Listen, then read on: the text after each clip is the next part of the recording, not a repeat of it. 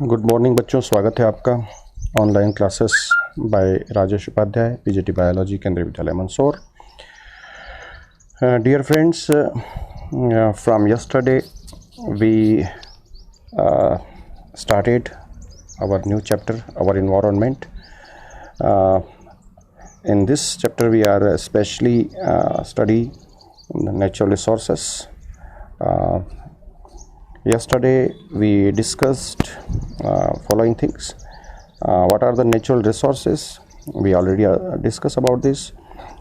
The resources provided by nature to us, the resources provided by God to us, the natural resources we are already present on the earth from our we can say birth से ही हम उनको देख रहे हैं, उनको utilise कर रहे हैं. Such type of resources are called as natural resources. In this we already find the examples of natural resources like air, sunlight, water, soil, stone, plants, animals, fossil fuels, etc., etc. So we already discussed these two things, means two types of resources, natural resources present on our mother earth. We can say these are the renewable and non-renewable natural resources. एक ऐसे type के resources जिनको आप renew कर सकते हैं, जिनको वापस से बना सकते हैं, और like forest, wind, water, etc., etc. Where non-renewable, especially fossil fuels, are present in earth in a definite quantity, those cannot renew. So हम इन दोनों के बारे में भी पढ़ चुके हैं. हम डिफरेंस पढ़ चुके हैं रिन्यूएबल और नॉन रिन्यूएबल नेचुरल रिसोर्सेज के बारे में, और मुझे आशा है कि आप लोगों ने जो डिस्क्रिप्शन बॉक्स में क्वेश्चंस दिए थे उन क्वेश्चंस को सॉल्व कर लिया होगा. चलिए, इसके बाद हमने air, water, soil, iron, forest के बारे में काफ़ी अच्छे से डिस्कशन किया था. बहुत सारी मोरल वैल्यूज़ भी हमने यहाँ पर डिस्कस की थी कि सिर्फ पढ़ना और उसके मार्क्स लेके आ जाना सिर्फ वो काफ़ी नहीं है. वो ज़रूरी है, डेफिनेटली पढ़ना है, अच्छे मार्क्स लाना है, वो ज़रूरी है. लेकिन जब हम इन नेचुरल रिसोर्सेज के बारे में पढ़ते हैं, हमारे इकोसिस्टम के बारे में पढ़ते हैं, हमारे इन्वायरमेंट के बारे में पढ़ते हैं, तो हमें यहाँ पर बहुत सारी मोरल वैल्यूज़ जो हमारे ड्यूटीज़ हैं, हमारे कर्तव्य जो हैं, वो हमें बिल्कुल याद रखने चाहिए और हमें उनका निर्वाह भी करना चाहिए. We have to obey all this duties. ठीक है, हमारी ड्यूटीज़ हमारी फैमिली के लिए भी होती है, हमारी सोसाइटी के लिए होती है, हमारे इन्वायरमेंट के लिए भी होती है. ठीक है, तो इन्वायरमेंट की हमारी ड्यूटी होनी चाहिए. और सीधा सा ये एक कंसेप्ट आप बना लीजिए कि हम कोई भी काम करें, हम इको फ्रेंडली मैनर में करें. इको फ्रेंडली, हम इन्वायरमेंट के दोस्त बन जाएं, हम उसके फ्रेंड बन जाएं, तो डेफिनेटली कोई भी फ्रेंड अपने फ्रेंड का बुरा नहीं होने देता है ना. तो जिस तरीके से हम इन्वायरमेंट के साथ में कोई भी बुरा बर्ताव होगा तो हम डेफिनेटली आगे आएंगे उसको रोकने के लिए, और ठीक उसका रेस्पॉन्स भी हमें मिलेगा कि वो इन्वायरमेंट हमें बहुत अच्छी कंडीशंस देगा, हमारे साथ भी कोई बुरा नहीं होने देगा. तो डेफिनेटली इस बात को हमें याद रखना है. कल हम ये डिस्कस कर चुके थे, air, water, soil, iron and forest, these are the 5 most important natural resources present on our mother earth. चलिए, आज की शुरुआत करते हैं, पढ़ते हैं रेन के बारे में. Rain is formed by evaporation and condensation of water through water cycle.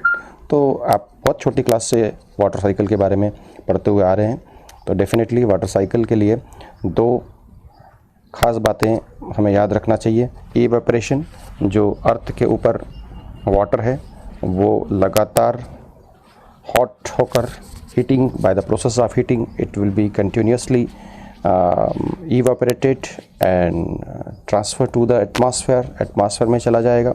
where the process of condensation takes place, यहीं पर प्रोसेस कंडेंसेशन की प्रोसेस होगी, और कंडेंसेशन की प्रोसेस के थ्रू यहाँ पर क्लाउड का फॉर्मेशन होगा. और क्लाउड्स जो हैं वो एक डेफिनेट लेवल पर आने पर यहाँ पर due to we can say cold air के कारण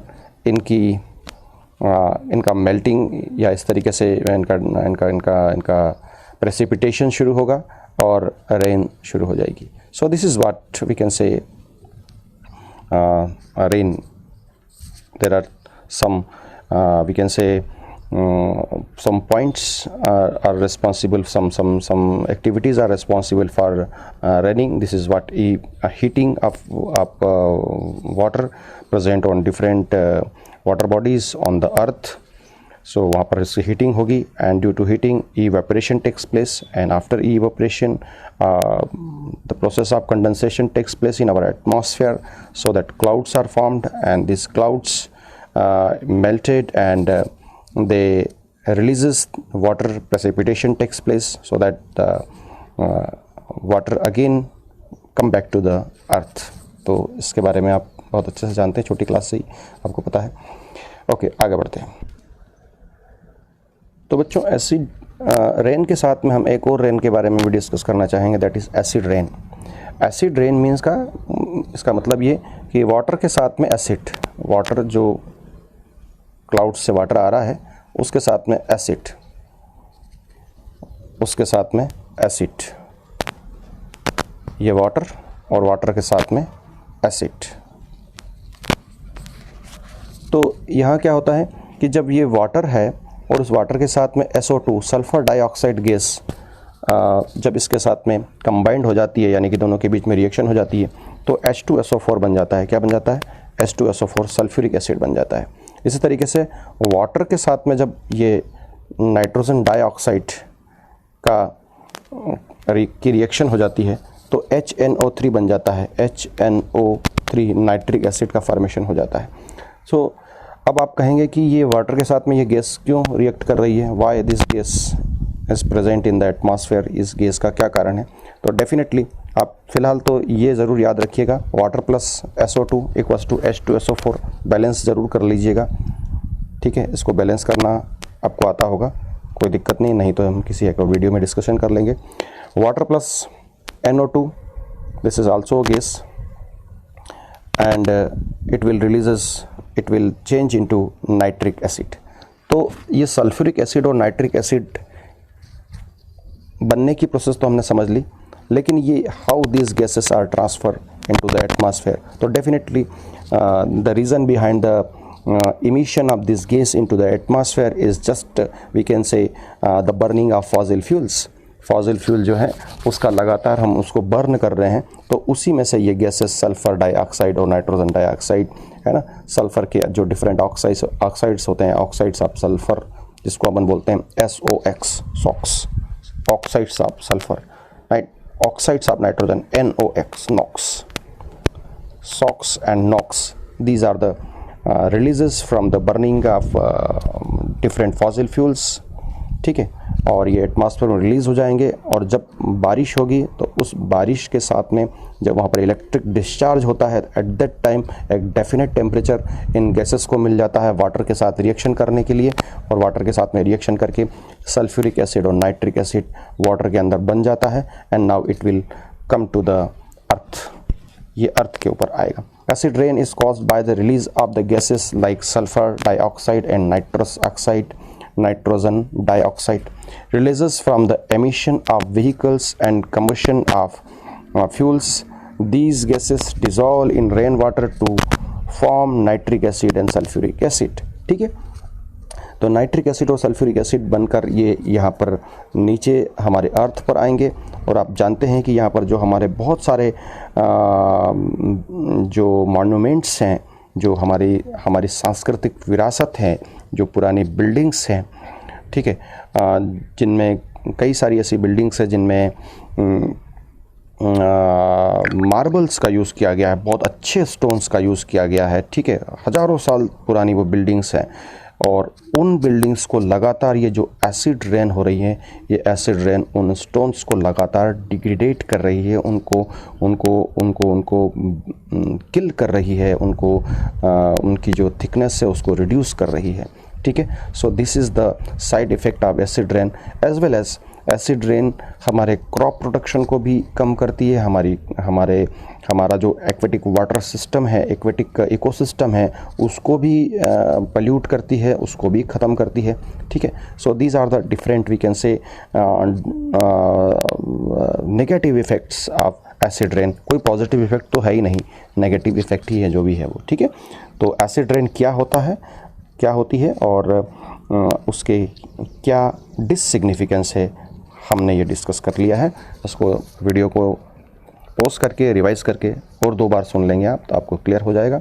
ठीक है, चलिए इस चैप्टर में आगे हम रेन के बारे में तो काफ़ी कुछ डिस्कस कर चुके हैं। तो rain, water and it's pollution, इसके बारे में हम डिस्कस करने वाले हैं आगे चलकर।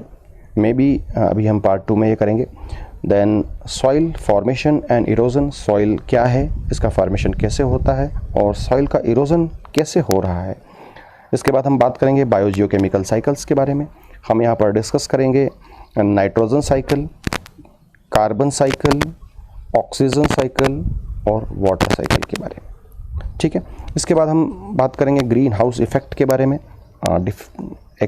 डेफिनेट वी कैन से ये ऐसा इफ़ेक्ट है जिसको हम ग्रीन हाउस इसलिए कहते हैं कि यहाँ पर एक ये कोई हाउस नहीं है, लेकिन अब आपने ग्लोबल वार्मिंग के बारे में सुना होगा। ग्लोबल वार्मिंग, बिल्कुल, green house effect and global warming both are the approximate same thing, दोनों सेम थिंग है, उनके बारे में हम पढ़ेंगे।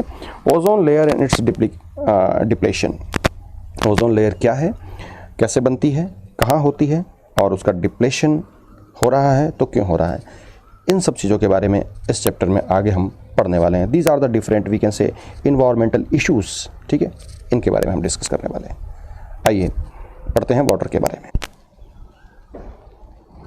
सो वाटर के बारे में डिस्कस करते हैं। वाटर, आप जानते हैं water, this is the chemical formula for water, H2O, 2 atoms of hydrogen and 1 atom of oxygen, they combine to form a single molecule of water। ठीक है, तो थोड़ा सा यहाँ पर ये जानना भी ज़रूरी है। इसके बाद में बात करें, water is renewable natural resources, ये रीन्यूएबल नेचुरल रिसोर्सेस है, लगातार वाटर साइकिलिंग के थ्रू इसकी साइकिलिंग होती रहती है और रीन्यू होता रहता है।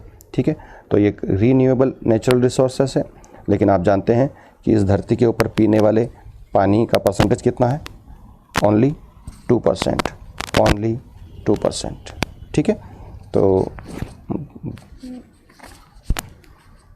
चलिए आगे देखते हैं। It is essential for physical activities of plants and animals. ठीक है, प्लांट्स और एनिमल की डिफरेंट फिजिकल एक्टिविटीज़ के लिए एसेंशियल है। आपको ड्रिंकिंग के लिए चाहिए, आपको बाथिंग के लिए चाहिए, आपको क्लॉथ वॉशिंग के लिए चाहिए। ठीक है, आपको डिफरेंट डोमेस्टिक पर्पस के लिए चाहिए। ठीक है, आपको कार वॉशिंग के लिए चाहिए, लाइक दिस व्हीकल वॉशिंग, ये ऑल दिस थिंग्स, इन सब के लिए चाहिए आपको। ठीक है, essential for all physiological, this is the not physiological, this is the physical activities. ठीक है, ये जो हम नॉर्मल तरीके से वाटर को यूज़ करते हैं।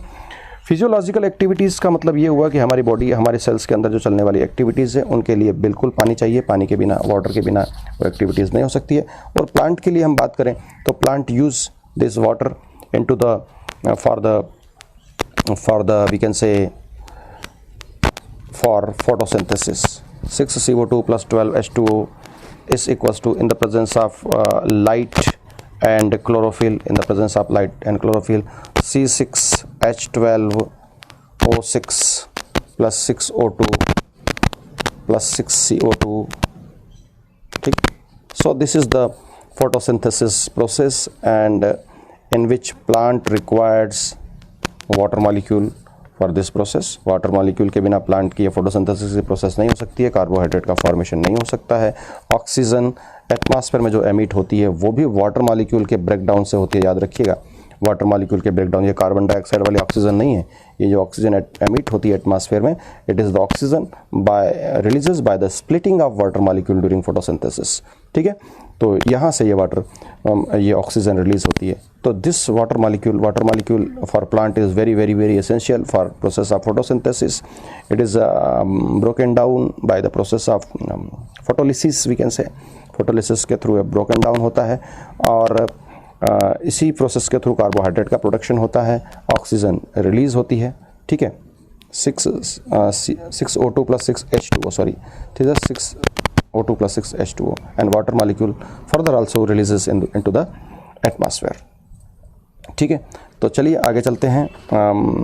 इसमें हमने फिजियोलॉजिकल प्रोसेस के बारे में बात कर ली। तो प्लांट एनिमल में फिजियोलॉजिकल प्रोसेस का मतलब ये हुआ कि हमने जो भी खाना खाया है वो पानी के बिना नहीं पच सकता। आपने चाहे कार्बोहाइड्रेट खाया हो, चाहे आपने प्रोटीन खाया हो, चाहे आपने फैट खाया हो, ऑल दिस मॉलिक्यूल्स, जो भी मॉलिक्यूल्स आप खा रहे हो, they can be digested in our body by the different enzymes within the presence of water. यानी कि जितने भी डाइजेस्टिव हमारे एंजाइम्स होते हैं ये हाइड्रोलाइटिक एंजाइम्स होते हैं। हाइड्रोलाइटिक एंजाइम्स का मतलब वो वाटर की प्रेजेंस में ही हमारे फूड को डाइजेस्ट करते हैं, ठीक है। तो फिजियोलॉजिकल एक्टिविटी प्लांट्स, एनिमल्स के लिए हम बात करें, ह्यूमन बींग्स के लिए बात करें तो हमारा डाइजेस्टिव प्रोसेस में वाटर बहुत एसेंशियल है। और प्लांट्स के लिए हम बात करें तो आपने एक प्रोसेस देख ही रही है, फोटोसिंथेसिस देख ली है, जिसमें कि वाटर के बिना फोटोसिंथेसिस की प्रोसेस नहीं हो सकती। अगर फोटोसिंथेसिस नहीं होती है तो सीधी सी बात है, फोटोसिंथेसिस नहीं होगा तो प्रोड्यूसर्स नहीं होंगे, प्रोड्यूसर्स यानी कि प्लांट्स नहीं होंगे, प्लांट्स नहीं होंगे तो कंज्यूमर्स नहीं होंगे। इस धरती के ऊपर लाइफ हो ही नहीं सकती। तो धरती के ऊपर लाइफ होने का सबसे बड़ा रीज़न क्या है? वाटर। उस वाटर के कारण प्लांट ने फोटोसिंथेसिस कर लिया, फोटोसिंथेसिस कर लिया तो यहाँ पर प्रोड्यूसर्स आ गए, प्रोडक्टिविटी आ गई, एटमॉस्फेयर में ऑक्सीजन आ गई। इसीलिए यहाँ पर हमारे जो डिफरेंट लाइफ फॉर्म्स हैं वो इवॉल्व हुए, नहीं तो नहीं हो सकता था, पॉसिबल नहीं था, ठीक है। चलें आगे चलते हैं। Water is mainly present in two forms, दो फॉर्म में वाटर प्रेजेंट होता है, सरफेस वाटर और ग्राउंड वाटर।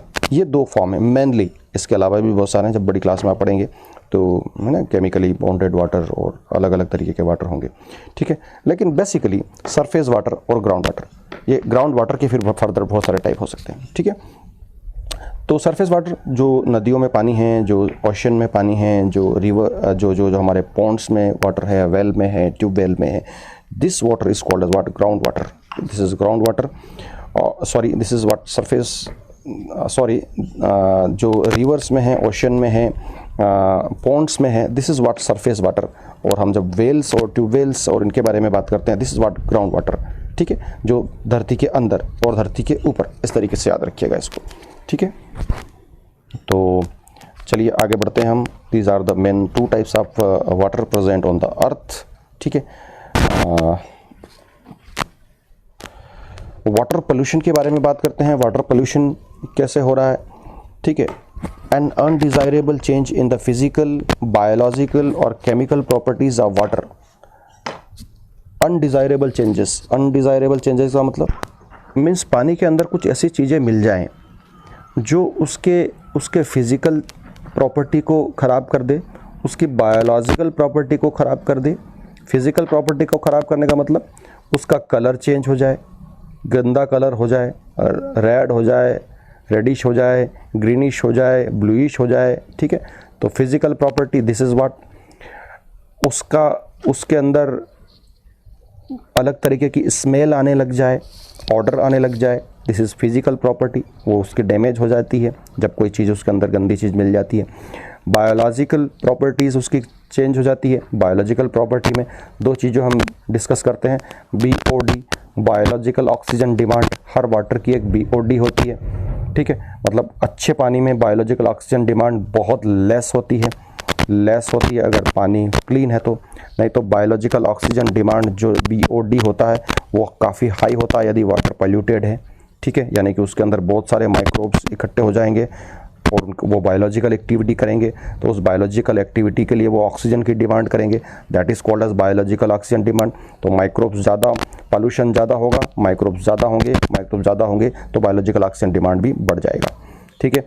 माइक्रोब्स कम होंगे तो ऑक्सीजन की डिमांड कम होगी, और ऑक्सीजन की डिमांड कम होगी तो बायोलॉजिकल ऑक्सीजन डिमांड कम हो जाएगी, ठीक है।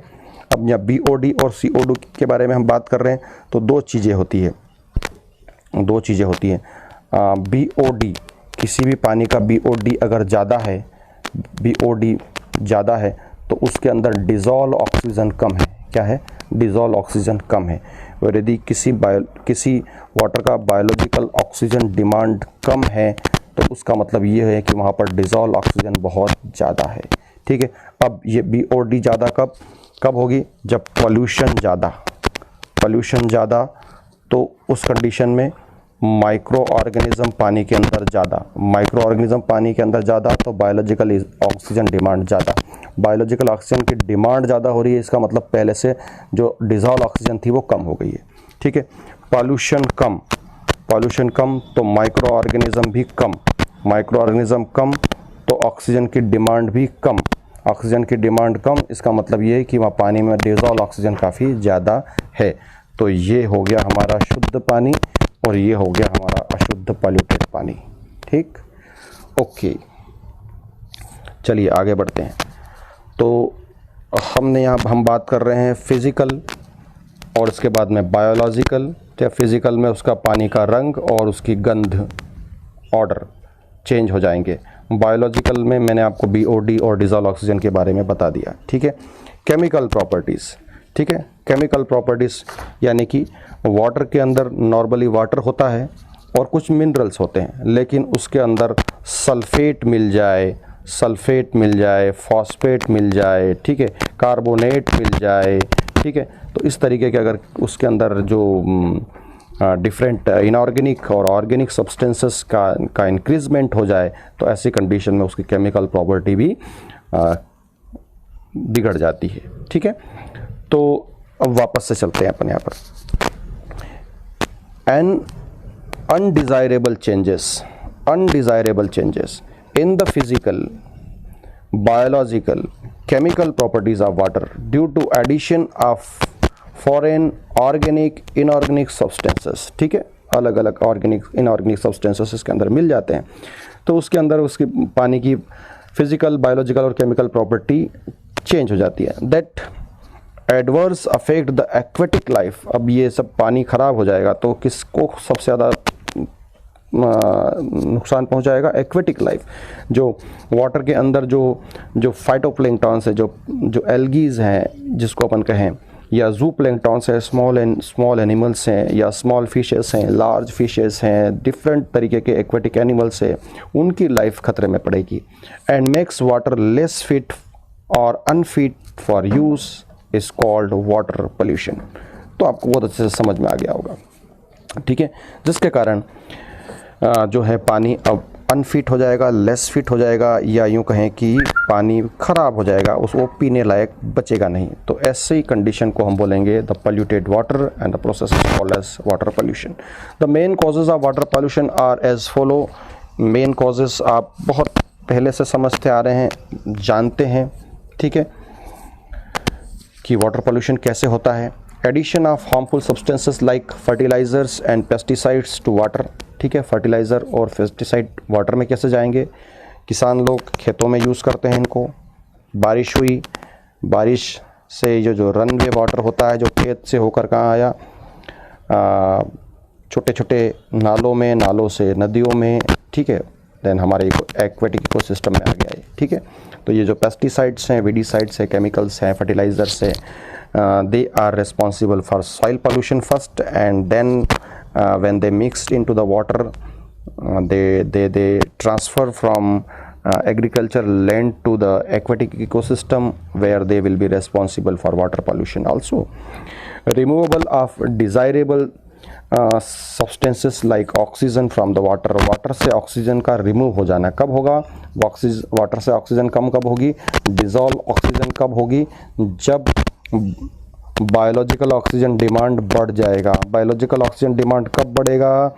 जब पानी के अंदर माइक्रो ऑर्गेनिजम्स बायोलॉजिकल एक्टिविटी ज़्यादा करने लगेंगे। माइक्रो ऑर्गेनिज्म कब ज़्यादा होंगे? जब पोल्यूशन हो जाएगा, जब बहुत सारे अनवांटेड, अनडिज़ायरेबल चीज़ें उसके पानी के अंदर मिल जाएगी, तो पोल्यूशन होगा, जिससे माइक्रो ऑर्गेनिज्म बढ़ेगा, जिससे बायोलॉजिकल ऑक्सीजन डिमांड बढ़ेगी और डिज़ॉल्व ऑक्सीजन कम हो जाएगी, ठीक है। आगे चलते हैं। Change in water temperature. Water के टेम्परेचर में भी चेंज आएगा, तो डेफिनेटली किसके कारण चेंज आएगा? जो बायोलॉजिकल एक्टिविटीज़ होती है उनके कारण ही वाटर के टेम्परेचर में चेंज आएगा। और वाटर के टेम्परेचर में चेंज जब आएगा तो आप जानते हैं कि जिस तरीके से गर्मी में हमारे हमारे एटमॉस्फेयर का टेम्परेचर भी बहुत ज़्यादा हाई हो जाता है, तो हमें वो गर्मी वाली लाइफ जीने में कितनी प्रॉब्लम होती है। हम एसीज़ चलाते हैं, कूलर चलाते हैं और अलग अलग तरीके के ठंडे पेय पीते हैं और इस तरीके से अपने आप को अडॉप्ट करने की कोशिश करते हैं। तो इस तरीके से यदि वाटर का टेम्परेचर अनसर्टन अगर वो राइज़ हो जाता है, बढ़ जाता है, तो ऐसी कंडीशन में जो एक्वेटिक लाइफ है, जो हमारे एक्वेटिक प्रोड्यूसर्स हैं, कंज्यूमर्स हैं, डिकम्पोज़र्स हैं, उनको भी सर्वाइव करने में प्रॉब्लम होगी। ठीक है, तो चलिए आगे बढ़ते हैं।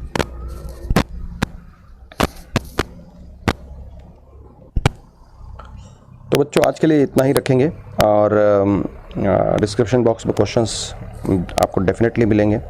आप पूरे टॉपिक को पढ़ लीजिए। आप नोट्स में भी आप नोट्स डायरेक्टली मत बनाइए। आप टॉपिक को एक बार देख लीजिए, पूरा समझ लीजिए, वीडियो 2 बार चला के देख लीजिए और डायरेक्ट डिस्क्रिप्शन बॉक्स ओपन करें। क्वेश्चन अगर आप सॉल्व कर सकते हैं तो डायरेक्ट सॉल्व करिए, अगर नहीं आप डेफिनेटली 2 बार देखेंगे तो आप क्वेश्चन सॉल्व कर पाएंगे। तो क्वेश्चन सॉल्व करिए और उसका फ़ोटो लीजिए और मुझे भेज दीजिए। मैं अपने व्हाट्सएप, जो मोबाइल में व्हाट्सएप है, उस पर उसको ओपन नहीं करता हूँ। आपको ऐसा नहीं लगना चाहिए कि सर तो ओपन ही नहीं करते। नहीं, मैं ओपन करता हूँ, लेकिन मैंने अपने लैपटॉप में भी व्हाट्सएप को डाउनलोड कर रखा है। मैं वहाँ ओपन करता हूँ और हर बच्चे की बाय नेम्ड एक फ़ाइल बनाई जा रही है कि उसने कौन कौन सा काम करके मुझे पहुँचाया है। ठीक है, तो आप बिल्कुल थोड़ा सा ही काम दिया जा रहा है, आपको ज़्यादा नहीं दिया जा रहा है। तो आपको 25 मिनट्स इस वीडियो को देखने में लगेंगे और मुश्किल से 25 मिनट्स आपको क्वेश्चन सॉल्व करने में लगेंगे। तो बस इतना, 24 आवर्स में इतना टाइम तो आप निकाल सकते हैं। ठीक है, तो ये वीडियो आप तक पहुंचाया जा रहा है। जल्दी से आप जब भी आपको समय मिले 24 आवर्स में इसको देखें और मुझे कल इस समय तक क्वेश्चंस के आंसर लिख के फ़ोटो लेकर व्हाट्सएप पर सेंड कर दें। ठीक है, धन्यवाद।